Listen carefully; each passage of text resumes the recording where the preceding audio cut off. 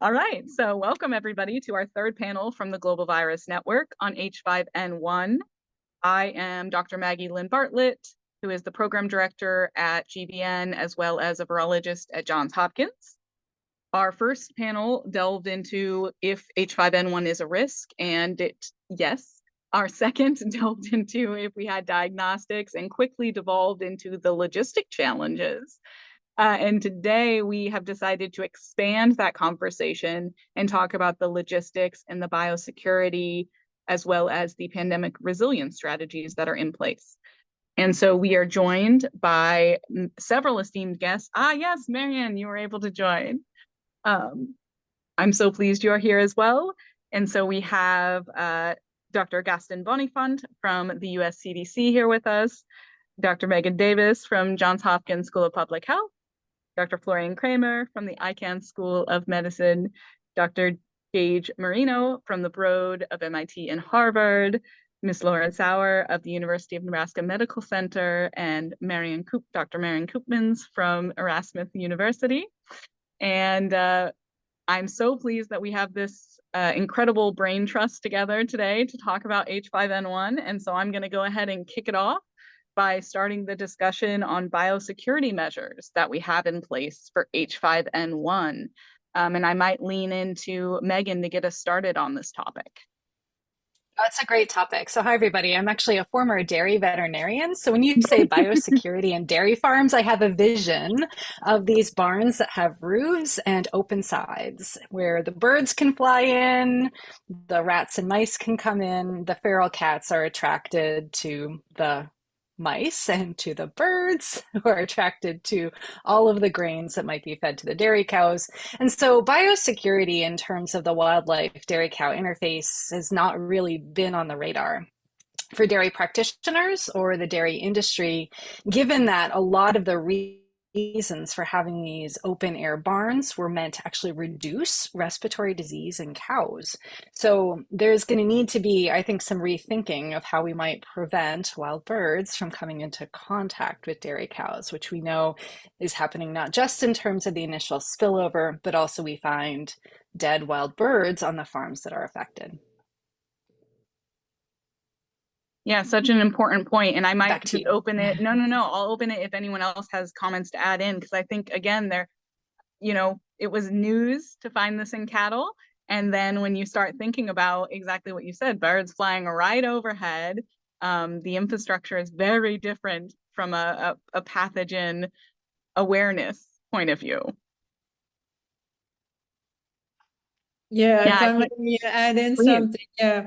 So I think we have to really think about farm environments as ecotones where farm animals and wildlife really can sort of intermingle. And if you look at some of the literature, for instance, with SARS-CoV-2, there's actually so much more interaction than you would, if you don't think about it, you would assume. But there is, so for SARS-CoV-2, we've seen that with the mink. And you think, okay, there's a problem in mink. Then you try to figure out how does this virus move from farm to farm. Then you see it cannot be explained fully by, for instance, human movement, animal movement. Then you start to look, okay, what else is going around? And there's tons of critters flying in and out of these, flying, crawling, climbing in and out of these farms, and attracted by them because of the, the food, that they like, that they are attracted by. And so the farms are really quite an ecosystem in and of themselves of multi-species that you don't necessarily immediately see if you are on a farm. Yeah, Marian, I'll just say that's such a great point. And also you mentioned the whole movement thing, because the USDA actually looked at some of the epidemiology for why farms might be at risk and found that it wasn't just that cows were moving, although there was clearly that one case in Michigan, ex-Texas, where we had a cow that was shipped that ultimately led to our really trying to lock down interstate movement of cows. But you see that shared personnel, so workers who not only work at different farms, but might live with someone who works at a different farm, and shared equipment were other vehicles by which they think it's possible it could be transmitted. But I'm going to turn it over to Lauren. Yeah, thanks, Megan. I completely agree with you and Marion's comments, and was just going to expand on that shared personnel piece. I think because of the population that we're talking about that is working in a lot of these farms, and just the general approach to information sharing at some of the farms in particular, we do have a very limited understanding of the potential, especially on the human side of risk. And I think the other piece that goes along with that is because these farms are close to each other, it allows for the workers to move back and forth between farms or to share houses. And one of the things that I think is particularly concerning from my perspective on the biosecurity side is how close some of the swine farms and poultry farms are to these cattle farms. And the reason the workers are able to either work at both or share homes is because they're so close together. So they're creating these very unique mixing environments that we don't have a lot of visibility on. And I think, Megan, you mentioned this earlier, but the newness of this to the dairy cattle or the cattle industry is really unique and challenging. And I think we will see some of these other groups like the poultry industry and the swine industry advocating for the dairy farms to do more, because they are sort of old hats at managing flu. And obviously there's clearly a different impact on their animals. But that being said, the spillover risk is not just a threat to humans, but to these other industries in a very significant way. Thank you, Lauren. Such an incredibly important perspective to add into this and how we kind of layer on these different issues. I also see Gage, your hand is up. Please go ahead. Yeah, I was just going to add too that I think our perception of this outbreak is evolving. Like, we are referring to this particular outbreak as a respiratory outbreak, but there has been evidence from some of the epidemiological studies that there's high titers in raw milk, and there's evidence too of raw milk being fed to other mammals that are on the farms. And so looking and thinking about like mitigation controls from that aspect as well, because it isn't just respiratory. There is this like direct inoculation via raw milk to other mammals on these farms. Yeah, again, incredibly important to consider that, the landscape within or ecosystem, as you said, Marianne, the ecosystem is very different, and the things like raw milk don't seem like a large concern pre this knowledge. Perhaps still there's lots of bacteria, and I would argue is still a concern, but it changes the dynamic a lot when you're considering something like influenza with multiple segments across mammals. Florian, I see your hand up. Yeah, that's basically a point that I wanted to make. I mean, right now it's summer, right, in the US. There's very little seasonal influenza around, right? But Yep. We're getting at some point into fall and into the winter season. And then the question is, how can you keep H5N1 and H3N2 out of these farm workers and out of these farms? Because if you think about it, typically avian influenza viruses don't jump into humans and cause pandemics. Typically, they reassort. We have seen that in 1957, in 1968, and then to a certain degree, more reassortment actually in 2009 as well. For 1918, we don't know exactly, but typically you get these reassortment events, and there's segments from human influenza viruses typically involved when a pandemic virus is generated, right? And I think that's really my concern, that this is not brought under control until fall. And then, you have a lot of subclinical influenza infections, might not even be sick people. And this in a way, for some people seems unlikely that we have co-infections of H5N1 and seasonal influenza, in humans or in cows or in other animals, right? But just to keep in mind, for H7 and 9, we had a little bit over 1,000 cases in China from 2013 until, I think, 2017. And even there, we had 3 papers that reported co-infections with seasonal influenza viruses. And it's just a few exposures, right? Nothing happened back then, and no pandemic started. But this is a real risk. And the question is, how can we manage that? Either by getting rid of H5N1 in cows by the beginning of the flu season, or by making sure that people who work in these farms actually are vaccinated against seasonal influenza and know about that risk and look for medical attention as soon as they have any kind of infection. Because I think the CDC said they wanted to set up, more surveillance, hospital surveillance, and so on and so forth. But we also have to be realistic. Once you see clusters in hospitals, we have pandemic, it's too late to stop that, right? Yeah, I completely agree, Florian. I think that human to human becomes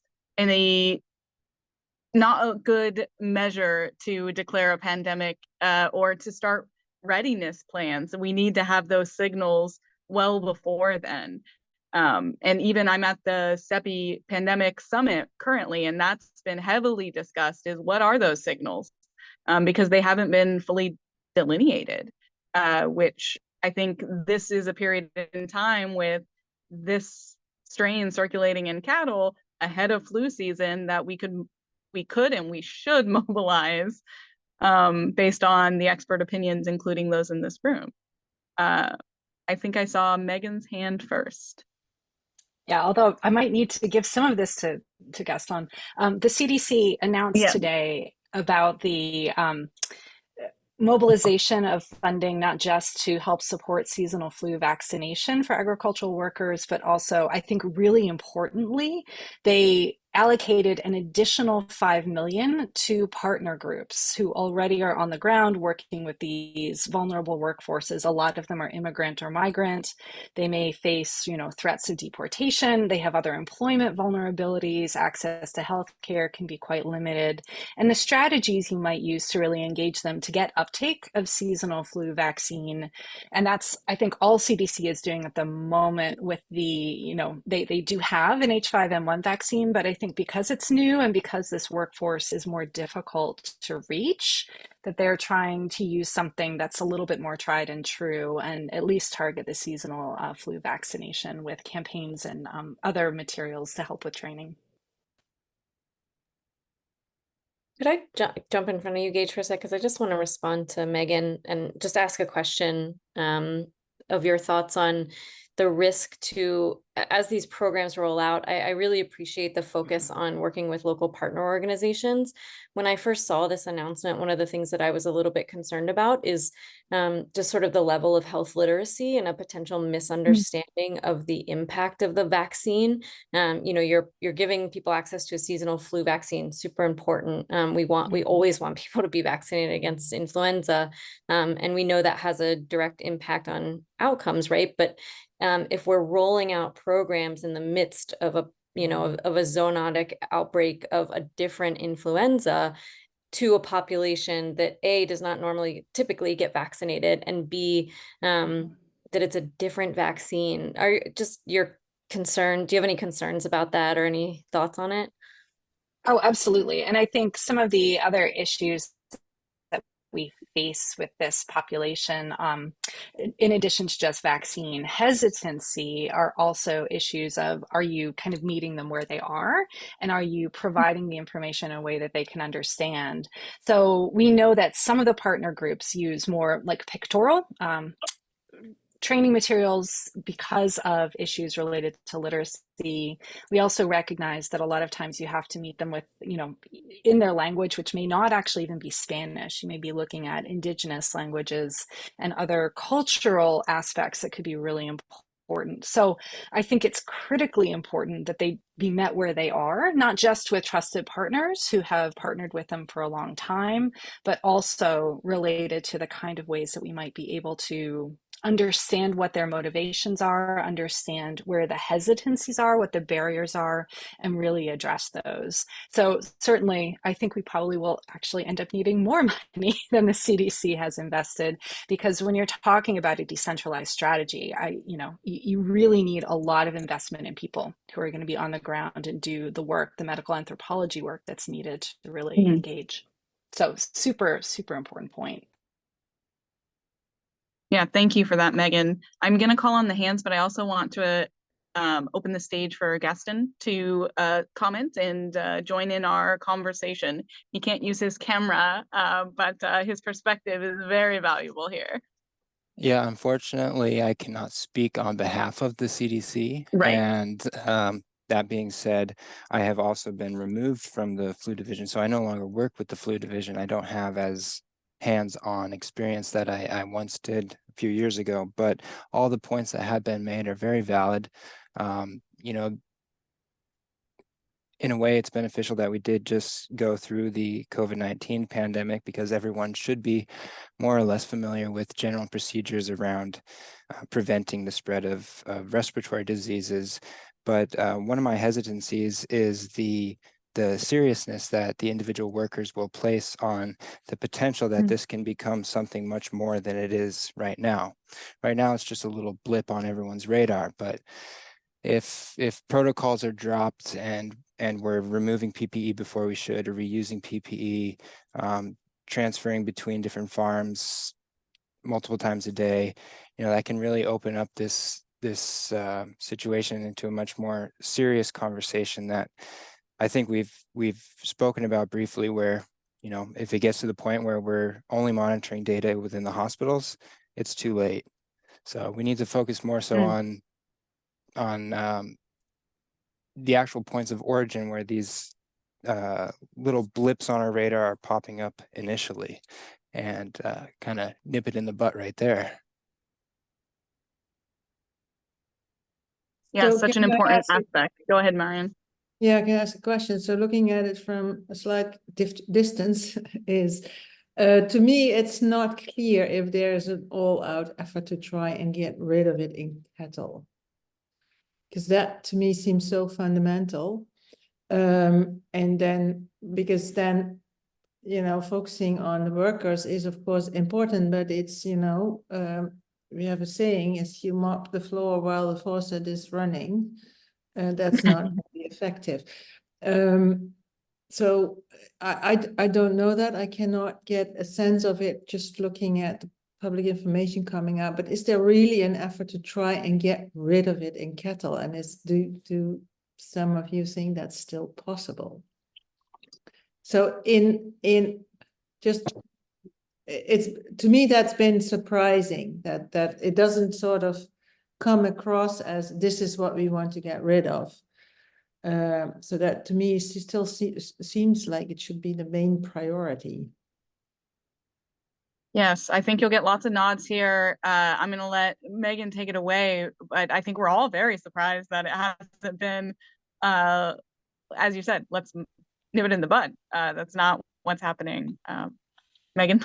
Yeah, and this is a classic federalist problem, right? Where we have the authority of the CDC and our national agencies, USDA, et cetera, and then we have the authority of the states. And so by and large, the states are able to set a lot of the rules in this case. And so you see that the USDA put a requirement for testing, whether it's enrollment in this sort of pilot program to certify your herd as negative versus testing individual cows prior to interstate movement. But there's a lot of movement in the dairy industry. I can't even tell you how many health certificates I wrote when I was in dairy practice, including to Canada. I know Canada's got their eyes peeled for introduction. But the real issue is that when you have animal reservoirs in multiple species, right? And it's kind of most recently we have mice identified as positive. It's, and you've got birds, wild birds, and you see that now there's been movement of the dairy associated clade to poultry farms that, I think they're still looking to see if there might have been some direct contact or indirect contact through workers.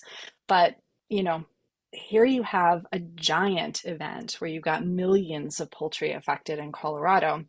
And Colorado is responding by doing bulk milk tank testing for all of its dairies. And so this is something I felt we should have done in late March and early April. I was calling for it then. We already collect samples from every farm when we go get the milk to take it to the dairy processing plant. And we do this because of things like residues, you know, in case somebody's been using a drug in a cow and forgot to hold her out. And that's not great. You know, we don't want drug residues in our food. And so there's a reason we have these samples already, and harnessing them and understanding what our limits of detection are in terms of the testing that we're using, and understanding how to optimize the process. But this is really what we should be doing nationwide to understand where we have kind of these, you know, cryptic or occult cases in herds that haven't really come out in terms of USDA notification. Yeah, let me So turn it if to there Lauren is, too, because I know she had her hand up. Oh, no, go ahead, Marian. yeah, just because you were mentioning the, you know, the importance of buy-in from the people involved. So one thing that we learned in our country with a massive H7 poultry outbreak way back is we did a study then trying to learn where people got their information. So we're farmers, farm workers, and we have the public health system, we have all the information. None of that came through, because what the farms and the farmers really got their information from people that work in the chain. So the people that would bring the animal food, or the people that would come, the vets that would come and do the animal health checks. That's where they got their information about, should I get vaccinated, should I do something? And those people had not been incorporated in the, you know, the communication channel. This is the sort of the proposed plan of action. So that completely failed because of that reason. So I'm also curious about how the chain is organized. So farmers, you know, I'm sure there's people that really do their best, but they are also, you know, that they don't have that much room to move. Certainly not in the poultry sector. So how do you get to the top of the pyramid there? Yeah, I think there are a couple of ways, and I think the veterinarian plays an enormous role in dairy practice, bigger than you see in poultry, especially when we consider the vertically integrated nature of the poultry industry in the United States, where you have, you know, your Smithfield who owns the processing plant and all the animals, and they contract grow, right? So they have a lot of control. But within dairy, you know, you've got 26,000 dairy farms and at least 25,000 decision makers. Maybe it's 50,000, who knows? Because you know, have a bunch of co-owners, they're family farms. So a lot of people weighing in. The veterinarian tends to be a trusted authority. And so I do think that that is a sweet spot. But there are some other key players, including the banks, because most dairy farmers have very strong relationships with their financial advisors, and they're usually teams who include the veterinarian, but also include whoever the financial advisor is or the bank is. And I think that that's a route that we're not exploring. Now I'm going to turn it to Lauren, because I've been trying to do that. No, I was gonna lower my hand so that I could go after you anyway. So, I think that comment actually about the banks is really important, and it's something that we've seen, not maybe specific to banks, but if we think about the banks in the same way, like in local public health, that we think about local community leaders and engaging them, even if this is not their area of expertise or their content area, but we can provide them with the appropriate technical messaging so that they can forward share that information, so that this, the stakeholder that they're talking to, whether it's the farmer or, who be it, knows that this is important and it's something that they're paying attention to. And then once your funder or your lender or your financial advisor is paying attention in the same way that we think of other community leaders on the human side, oftentimes the same, right? That then you start to think about, okay, well, if this is important to them and they're talking to people who understand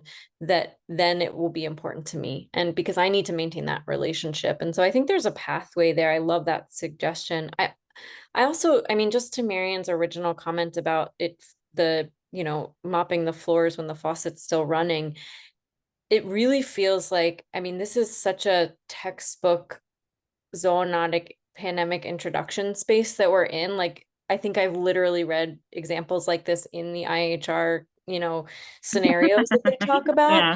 And we're not responding in the way that we should be responding across the board. I think, your comment about this being a federalist problem is spot on. But to me, there's an opportunity to start to really refocus on the cattle industry, and that might be by encouraging other groups, whether they're advocacy groups or advisory groups, to put some pressure on the cattle industry, on the dairy industry, to stop and think about what the impact has on the greater economy, the greater public health space, and their human workforce. Because it feels like, at least from the outside looking in, that there is because the cows get better, because product only suffers so much, because they can be reintroduced into the product line, there is a different incentive than there is for the swine and poultry industries. And I don't see that being addressed in the same way. I think everyone's thrilled to know that you don't have to cull cows after they get sick, right, for the most part. But that is from my perspective, a disincentive to manage the threat, right? Pulling a cow off the line for a bit is different than having to cull, cows, or having to put down cows. And I think there has to be outside pressures to the dairy industry to think about that. And I think that we're just starting to see that happen, but I think we have to support that mechanism to help the cattle industry and the dairy industry understand that this has massive consequences outside of their own industry that will ultimately affect their industry. But is there consensus about that nationally? We need to get rid of this problem. Is there consensus? It doesn't feel like it. It really doesn't. And I really think it's because it's from the individual animal thought process, right? Where there is this dialogue, and same with the humans, right? Like, it's not the same H5N1 that had a 48% mortality rate in humans. We're seeing only low severity cases, and it's the same in cows. The cows are getting better. Milk production goes back up quickly. And I think we, as public health practitioners and scientists, need to reinforce that this is a snapshot in time, and it could be a precursor to a very different experience if very small things happen, right? We should not trust flu. We shouldn't trust flu in cows. We shouldn't trust flu in humans. We shouldn't trust flu in pigs or birds. And it's only a matter of time before the virus changes enough that we're talking about a very different scenario. And I'm just going to jump in there too, because I think because this is an industry issue and it has a lot of financial components to it, it's really disincentivized a lot of farmers and individuals to participate in surveillance. And then when there is surveillance that is occurring, we're not getting any of the genomic data until many months later, after the outbreak has either exploded within that farm or subsided and moved on to other farms. I think we've mentioned the Colorado poultry outbreak.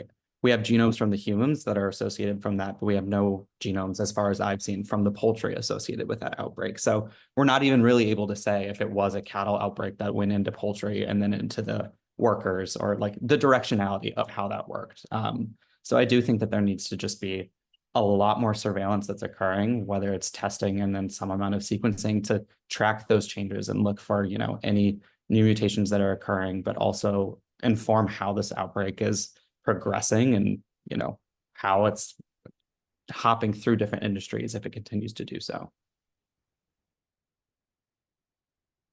Yeah, an excellent point, Gage. I think there's some innovation that needs to be done in how we engage with farmers so that they feel, like there's an incentive to send back a used test so that we could do metagenomics and get data quicker.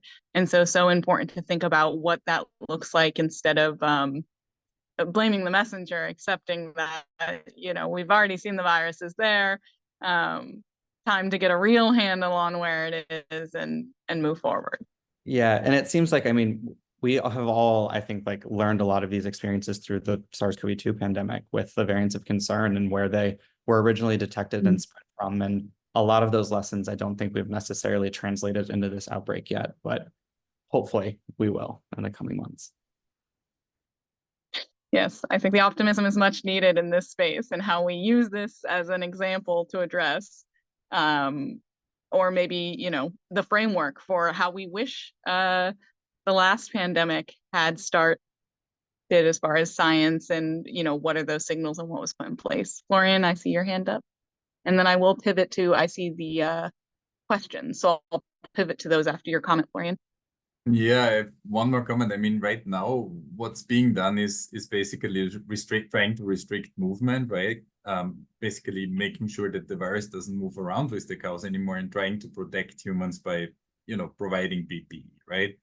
But there's another thing that could be done, and I haven't seen that experimentally tested yet, and that's vaccination of cows. And I think vaccinating cows is a little bit easier than vaccinating humans. What I hear often is the argument that, okay, but it's not sterilizing immunity. You might just get antigenic drift, and you might just get variants and so on and so forth.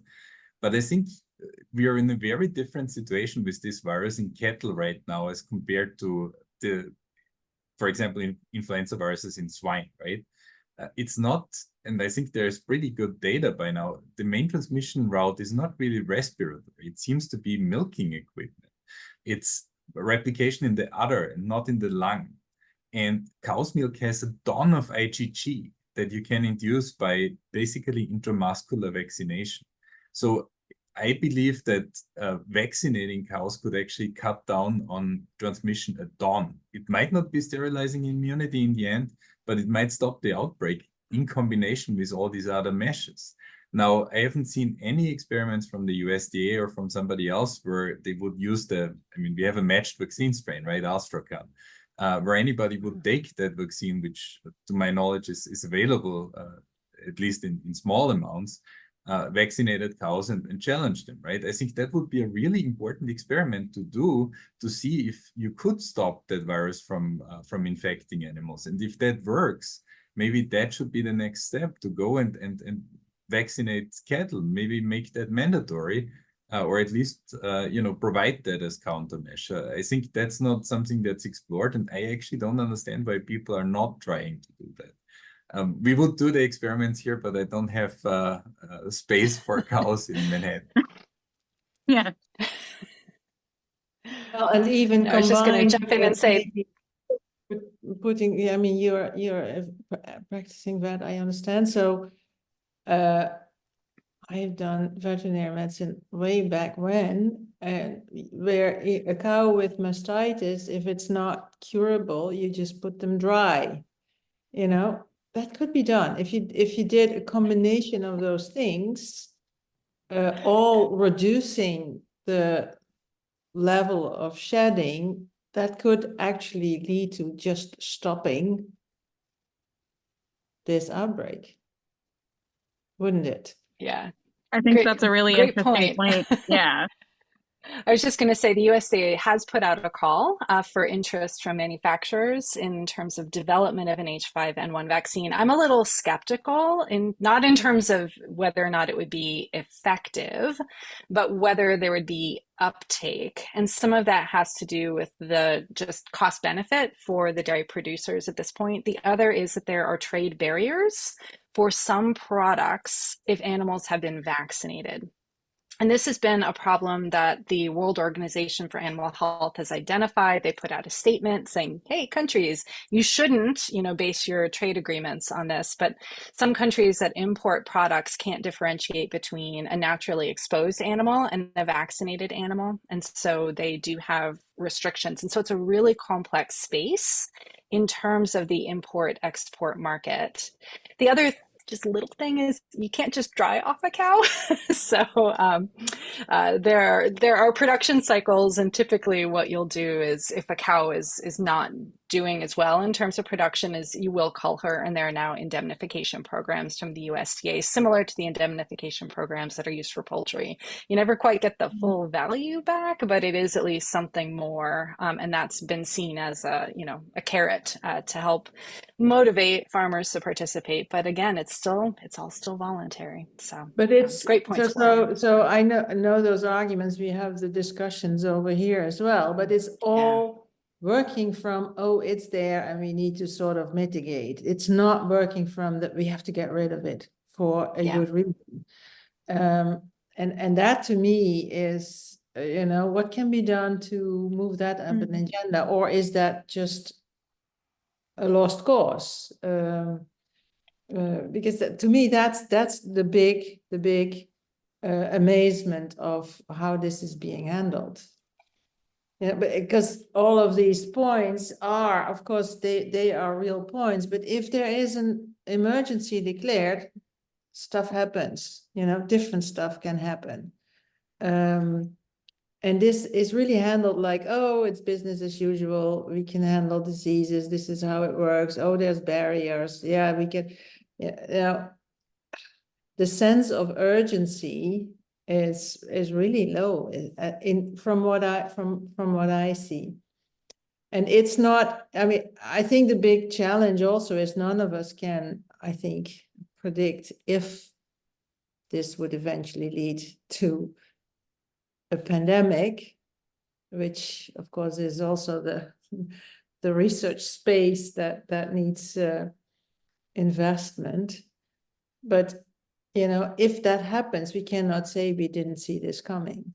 If you just imagine that would happen, it'll be very difficult to explain that, lack of action. The lack of action, yeah. And I really wonder where should that lie? Is there not a mechanism to declare an emergency on this? Even if it's not, it's not severe disease in the cows, it's not an immediate threat. We all agree to, the risk assessment, the risk for humans, not in direct contact is still low. I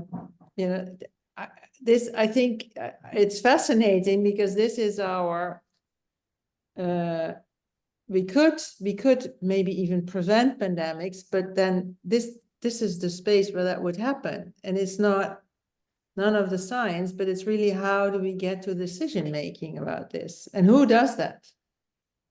I think the mechanisms exist, but I think the threshold or the bar to use them is substantially higher than it was pre-COVID. And I think that there is a lot of hesitation to push anything forward while the sporadic human cases remain relatively mild, right? And I also think that we are just a few short months from an election here in the United States, which is making our federal interagency very hesitant to do anything that would rock the boat in this space because there are really strong political barriers right now for that in the US. I think there is opportunity in the Office of Pandemic Preparedness and Response, which was stood up in the wake of the COVID-19 pandemic. And I would hazard to guess that we'll see more from them as if things become more severe. I also think that I don't think we can discount the amount that politics is playing into this because this is not severe in humans yet, and it is touching our food chain and our economic stability and security. And a lot of decisions are being made around that, with that being the lens as we lead into an election space. It's unfortunate, but I strongly believe that it's a true driving force. I think that's a valid point, Lauren, and I'll let Lauren comment, but I also want to encourage this group of experts to put their heads together in what do we do instead? If the mechanisms currently are too high of a bar, how could we demonstrate what pandemic resilience really looks like? We have a signal. We have a avian influenza strain that we can detect. we're not doing enough surveillance, but what are the steps that we could put in place and then kind of lead policy by bringing together the experts in the space? And then Florian, feel free to comment and we can come back to that. And then I do want to answer Sten's question. No, just a comment. I mean, there's two considerations. The first one is, what would we say if this would happen in China, right? The second one is, what happens if this really becomes a pandemic? What happens to the dairy industry afterwards, right? I think those are things that people should keep in mind. Yeah, completely agree. Gaston, you came off mute. Do you have a comment? Yeah, I was just gonna second what Lauren was mentioning. You know, earlier in this discussion, I was having a very bleak thought about the fact that there is the US election upcoming in November. And, you know, unfortunately, when it comes down to public health and science-related research, a lot of it is kind of dictated by government. Your funding is dictated by government. Some of the studies you can do is dictated by government. And what Lauren was saying about the election and the fact that, you know, Democrat, Republican, whoever you are, you're not going to want to rock the boat of your constituents because you do have that election coming up and you want to be reelected. So as scientists, one of our, at least for me personally, one of the biggest struggles that I've had is communication. And when you go through grad school, you become so specialized in a very unique field. It becomes difficult to communicate your work to other people. But in circumstances like this, I think it becomes even more important to be able to figure out how you can communicate the importance rather than alarm the general public, because we need to inform the right people so that they can give us permission or give, you know, relay that information to the people who can make the decisions to promote the significance of this event so that we can get the work done. I think that's such a really eloquent way to denote what's needed. Really, there obviously cause for alarm, but they're not listening when we come and say there's something to worry about. It's about providing them that expertise and informing them, since they're the ones who are driving that policy.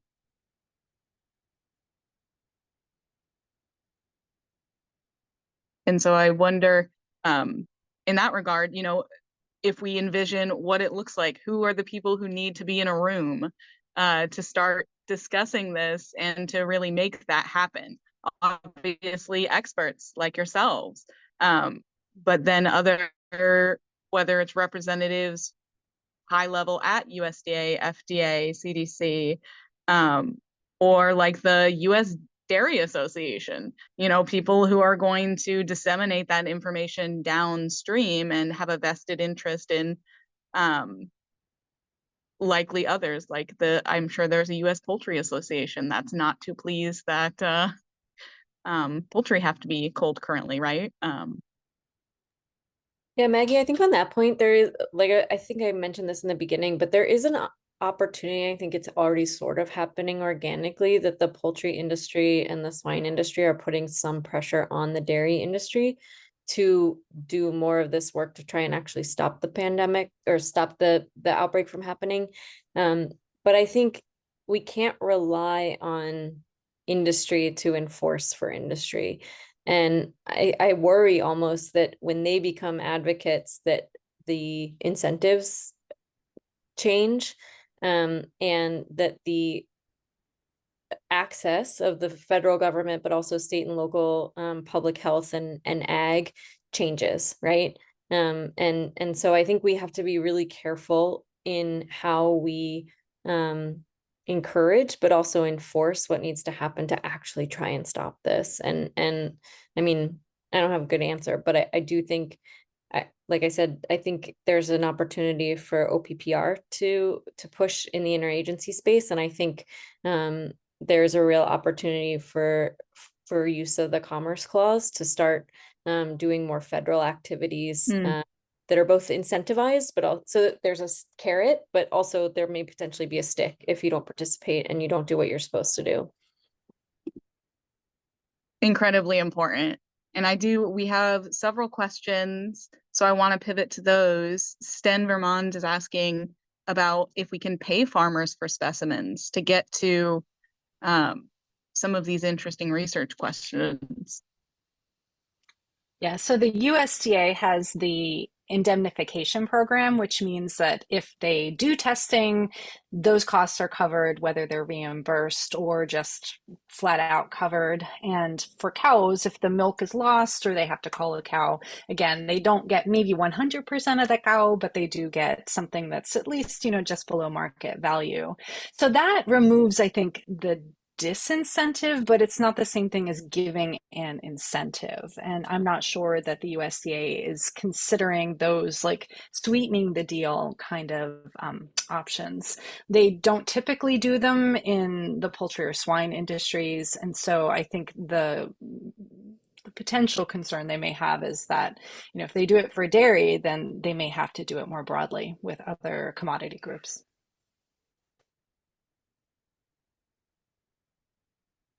Yeah, I think that's incredibly important. And I see another question from Franco. As an Italian, where most herds are locked in a barn, how are the herds kept in the US? Megan, you talked a little bit about this, but maybe we might speak on it more. And the follow-up question is, how long would it take to infect an entire herd? So I'm interested for perspectives on this. Yeah, I have a lot. So the interesting thing about the dairy industry in the United States is how diverse it is. So way back when I was in dairy practice, which Maran is now actually over a decade ago, we won't say exactly how long, I worked with Amish and Mennonite dairy farmers in Pennsylvania. And so they had your classic barn, right? This is a brick barn with, beautiful emblems, and the cows are kept inside and may go out on pasture depending on where they are in their lactation, but they're usually milked in the barn and they spend a lot of their time in the barn. What that tends to lead to in cows is a lot of viral respiratory disease, because you do get pretty rapid spread and you can get secondary issues. And so the cows can lose production. And so that has really kind of pushed a change in the model to be what are called freestall barns. And so a lot of these are also what we call dry lot dairying. So it's where in like California, New Mexico, Washington State, Florida, you're going to see what I described. You're going to see these just roofs with open sides and still plenty of ventilation to help reduce that risk. What we imagine in terms of cow-to-cow spread is that it may be pretty quick. We haven't seen all the data yet coming out of the USDA, but there was a preprint released, I believe last week, looking at the potential for respiratory transmission from cow-to-cow that did, show that it might not just be intramammary, that there is the potential for respiratory spread as well, which again makes sense. You also have a lot of direct contact. Cows are pretty social. They hang out together, they groom each other, they eat from the same trough, typically in these freestall barns. So there are just lots of different ways that infectious diseases, once introduced, regardless of the route of transmission, can spread pretty quickly within a herd. Even given that, we're still seeing that it is usually a minority of cows that are clinically affected on these farms, although again, we haven't seen really comprehensive data on all the farms affected to know if there are differences in terms of the strategies used for husbandry and what influence the engineering of those barns may have on the kind of transmission that we see. The kind of things that we would think about with SARS-CoV-2, indoor air quality and ventilation are key things that we use to prevent spread among humans. Are there opportunities there? Well, you've got to do it on a big scale because dairy cows are not small animals. So maybe a question for you and for Florian. Do you think some of these farms are huge, right? So I've been wondering on a relatively small farm, you can see that this would eventually burn through. But what about those really big farms? Could that really become endemic on the farm? you think? We're going to have to see. We don't have I have not seen the data yet. Florian, have you seen enough data, or anyone else, to really answer that question? I think duration of immunity, kind of immunity, where you see your correlates of immunity are all going to be absolutely critical to our being able to answer that question. So if a cow becomes immune, is she immune everywhere, right? Do we see that great antibody response in the milk and the udder to prevent intramammary? Are you seeing enough in the respiratory tract? And for how long? Like, how often would we need to revaccinate? Or are we going to be chasing, again, a virus that may, through genetic drift or shift, start to require additional novel vaccines?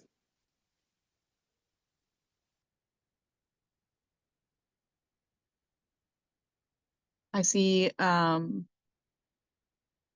question. Oh, I'm not sure. Ramesh asked if there's any thoughts on potential transmission to horses or sheep or goats. Sheep and goats, yes. We've already seen Okay. neonatal goats on a farm affected Oh boy. pretty severely, actually. I think they were not good. So ruminants writ large, I think, are a concern. Horses are not ruminants; they're hindgut fermenters, not foregut fermenters. And in terms of physiology, I think it is possible. We've seen so many different mammals affected by H5N1 that I wouldn't put it past this virus to share the love, but we don't really want to see that happen. And I have not heard of a lot of surveillance in horses. Typically, unless you're an Amish or Mennonite dairy farmer who has a buggy horse, most of your kind of horse country and dairy country are kept a little bit separate, although again, there are absolutely places where you're going to see the overlap and where you'll see that there is commingling of horses and dairy cows. But I mean, given that horses are hosts for influenza H3N8, for example, I mean, you can't exclude that. And after seeing influenza A jumping into cows, I'm not going to exclude anything anymore, right? This might end up in the dog population, for example. This could jump into any kind of mammal or bird, I guess. I think just circling back to something Lauren said earlier, don't trust flu.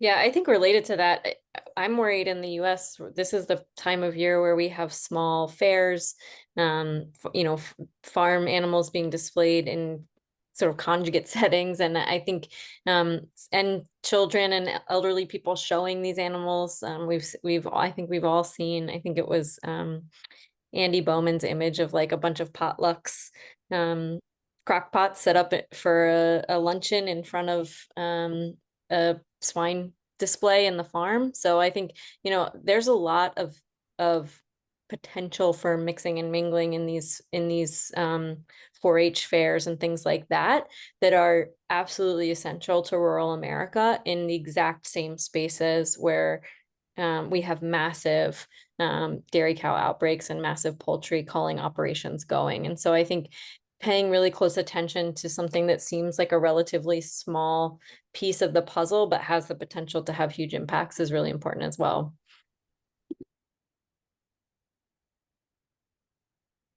This is becoming a depressing. No, don't worry. I'm going to pivot it, Marian. Okay. Ever the optimist. I'm just going to answer Franco. Farmers are not concerned about losing their entire herd. So it's not severe and lethal in cattle.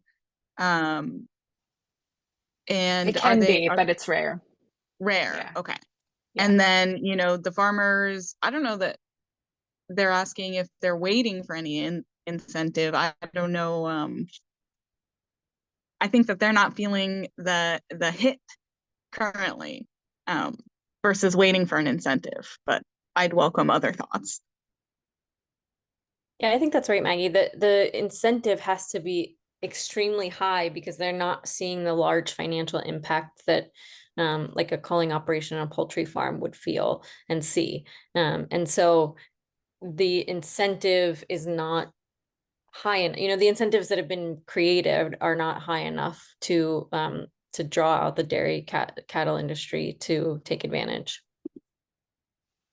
Yeah, it's important to remember that in poultry, we do samping out because the birds get so sick. You're going to lose so many of them anyway that at that point, you know, stepping in and just doing a cull makes a lot of sense, and you get indemnified, right? And you were going to lose the birds anyway. Whereas for dairy, that is not the algorithm, right? We don't yet know what the long term, like what the lifespan production losses might be for a cow who's infected early, because it could flatten her curve. But even that, and you know, and dairy has a narrow margin, but even that I think might not be enough if it's only 10, maybe 15 or 20% of the herd that gets affected. You'll just change your replacement policy. You'll keep more heifers around so that you have enough in case you need to cull more than you expect. I think cannot help, but it reminds me a lot of the discussions around MERS, where we know the virus is in dromedary camels that do not seem to be affected. I don't know that's fully ruled out if you, because there's quite a high rate of death of young of the cria, but at least it's perceived as innocuous for the animals, and therefore the focus after a lot of discussion really has become very low threshold to detection in humans, incorporating MERS testing at every health clinic. Now this is in a relatively small region. It has taken a lot of effort to get to that point, but I think that's now pretty well done. But I think that should be a minimum. Then maybe I mean, you mentioned the fairs, for instance. So those kinds of settings, there you would want to have health posts, right? Yeah. Where people can report if they develop symptoms, or maybe even, you know, work with these envelopes. Okay, send me your sample if you develop, you know, I think upper that's respiratory after this fair, and send it to us. So things like that. So because you really have to then at least enhance the early detection side of things. I love that perspective. And, you know, my younger sister actually helped organize the Nebraska State Fair. And so I think that that's a key and cool way to bring these tests to more places is perhaps we send the tests or tubes that people can send back with a survey. No, thank you. Sorry. And so how we might interface with that. And I would encourage, you know, I think from today's webinar, ultimately, based on the expertise here, what are the suggestions in a month? If we convened experts like yourselves, leaders in policy, both local, like governors who can make those choices, and federal who make the decisions across lines, as well as funders and industry partners who are making diagnostics and vaccines all to one location. After perhaps we've sent out several tests to farms and get a sense of what the scale is. Is that the direction that would be most helpful, or what are the thoughts in this room about what action is necessitated next to get ahead of this? I think it'd be great if other state veterinarians followed suit from Colorado once we have a sense of whether bulk milk tank testing is going to work, because that's something where maybe you can partner with the farm or maybe you partner with the dairy production facility, because they're the ones receiving the milk and you're talking about a much more centralized place to collect. And so you get a much better sense of, you know, in terms of surveillance of an entire state.